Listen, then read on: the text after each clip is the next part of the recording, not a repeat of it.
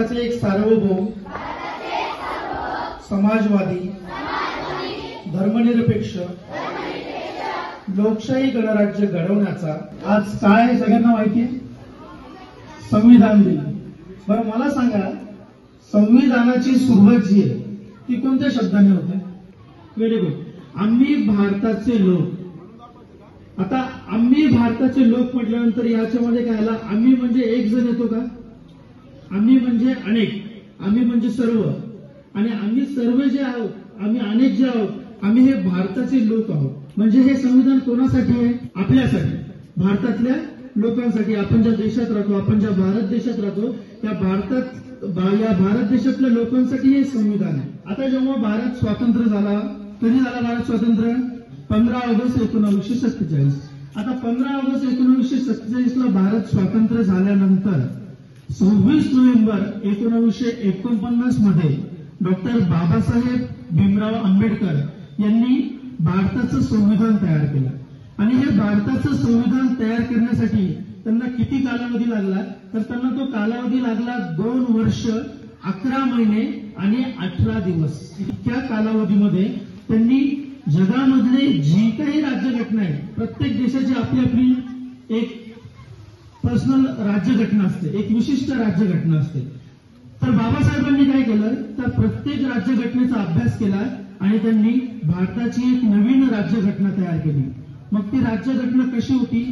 ती भारताची आपली जी राज्यघटना होती, ती भारताची राज्यघटना होती सार्वभौम, त्यामध्ये होतं धर्मनिरपेक्ष, समाजवादी, अशी ही आपली भारताची राज्यघटना होती.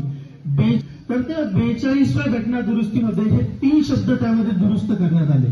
सर्वात पहिला म्हणजे समाजवादी, नंतर सार्वभौम आणि धर्मनिरपेक्ष. आता सार्वभौम जर म्हटलं तर सार्वभौम या शब्दाचा अर्थ काय होतो? की सार्वभौम म्हणजे आम्ही जे कोणावर डिपेंडंट नाही होत, कोणावर अवलंबून नाही होत. जसं एक वनस्पती असते बघा, तुम्हाला माहिती असेल, की जी दुसऱ्यावर डिपेंड असते आणि स्वतः तयार करते. कोणते माहिती तुम्हाला सांगता येईल? स्वयंपोषी वनस्पती कोणती असते आणि परपोषी? तर आपल्या भारत देशातील ही जी राज्यघटना आहे, ही अशी राज्यघटना त्यांनी तयार केली होती की ती परपोषी नाहीये, ती कोणत्या दुसऱ्यावर अवलंबून नाहीये. म्हणजे भारताचे नागरिक स्वतःचा विचार स्वतः करू शकतात, स्वतःचा विचार स्वतः करू शकतात. त्याच्यासाठी सार्वभौम, की आम्ही कोणावर डिपेंड नाही होत. नंतर बघितलं की समाजवाद. समाजवाद म्हटल्यानंतर तुम्हाला काय सांगता येईल? समाजवाद म्हणजे की असा समाज की त्या समाजामध्ये सगळे एकत्र राहतात, सगळे सण वार एकत्र साजरे करतात, तर आपण समाजवाद म्हणू तुमच्या शब्दामध्ये. आणि धर्मनिरपेक्ष जर म्हटलं तर धर्मनिरपेक्ष म्हणजे काय? की असा भारत देश की ज्यामध्ये हिंदू, मुस्लिम, शीख, ईसाई प्रत्येक धर्माचे लोक एकत्र राहतात. त्याला काय म्हणणार? धर्मनिरपेक्ष. धर्मनिरपेक्ष म्हणजे की धर्मामध्ये असं कोणत्या प्रकारे पक्षघात करून किंवा असं त्याच्यामध्ये कोणी फूट पाडणार नाही, सगळेजण काय करणार? एकत्र राहणार. त्यालाच काय म्हणतो आपण? धर्मनिरपेक्ष.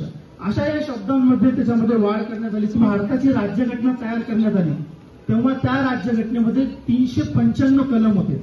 किती? 395 कलम आणि 6 परिशिष्ट असं म्हणतात. परिशिष्ट म्हणजे तुमच्या शब्दामध्ये जर म्हटलं तर त्याला 6 धडे त्याच्यामध्ये होते. आणि नंतर 2016 पर्यंत जर बघितलं तर 2016 पर्यंत त्यामध्ये 465 कलम त्यामध्ये ऍड करण्यात आले. टोटल 465 कलम आणि 12 परिशिष्ट. परिशिष्ट म्हणजे काय सांगितलं मी? परिशिष्ट म्हणजे एक तुमच्या भाषेमध्ये एक धडे त्यामध्ये होते. मग त्या कलमानुसार आपला देश चालतो. आता मला सांगा, घरी तुम्ही बघितलं असेल तर तुम्हाला काही नियम लावलेले असतात की संध्याकाळी 7 पर्यंत घरात राहायचं. 7 वाजेपर्यंत तुम्ही बाहेर राहू शकता आणि 7च्या नंतर तुम्हाला बाहेर जाता येत नाही. आपल्या भारत देशामध्ये पण काही नियमानुसार वागायला पाहिजे, काही नियमानुसार राहायला पाहिजे. आलं लक्षात? तर तसे आपल्याला काही मूलभूत हक्क दिलेले असतात. आलं लक्षामध्ये? काही आपल्याला मूलभूत हक्क दिलेले असतात. तर आपले मूलभूत हक्क कोणते कोणते? समानता, स्वातंत्र्यता. तुम्ही जर भारताचं संविधान बघितलं तर भारताच्या संविधानामध्ये कलम 14 ते 18 पर्यंत समानतेचा अधिकार दिलेला आहे. नंतर कलम 18 ते 22 पर्यंत स्वातंत्र्याचा अधिकार दिलेला आहे. मग शोषण विरुद्धचा अधिकार पण दिलेला आहे. शोषण विरुद्धचा अधिकार कलम नंबर 22 ते 24 पर्यंत दिलेला आहे. शोषण विरुद्धचं म्हणजे की कोणी आपलं शोषण करू शकत नाही. तसे आता तुम्ही ऐकलं असेल की 16 वर्ष खालची जी मुलं असतात की त्यांना बालमजुरी करू देत नाही. हा सुद्धा कलम त्या राज्यघटनेमध्ये नियमित केलेला आहे. तसं तुम्ही लोकशाही बघितलं तर लोकशाही सुद्धा राज्यघटनेमध्ये त्यांनी बाबासाहेबांनी त्यामध्ये नियम केलेले आहे लोकशाहीचा. लोकशाही म्हणजे काय, या ठिकाणी मला अब्राहम लिंकनचं एक वाक्य आठवतं. अब्राहम लिंकन माहिती आहे तुम्हाला?